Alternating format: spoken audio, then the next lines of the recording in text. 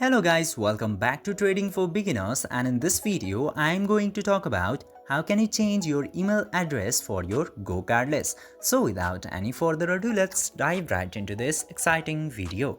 Now, in order to change your email address for your GoCardless account, you just simply have to open any of your browser. And after opening the browser, just simply search for gocardless.com.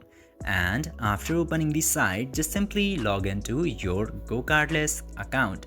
Now, after logging in, you just simply have to tap to this gear icon.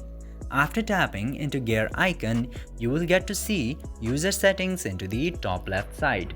Tap into user settings and then you will get to see this email option at very bottom. If you scroll down, it won't be bottom anymore, but that's not the point.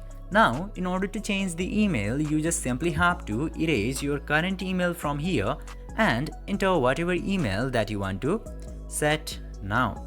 And after setting up the email, you just simply have to tap to this Save Changes button and your changes will successfully be saved. This way, you can very easily change your email address into your GoCardless account. I hope this video was helpful for you. If yes, don't forget to like, share and subscribe to the channel to never miss another update. Thank you for watching the video.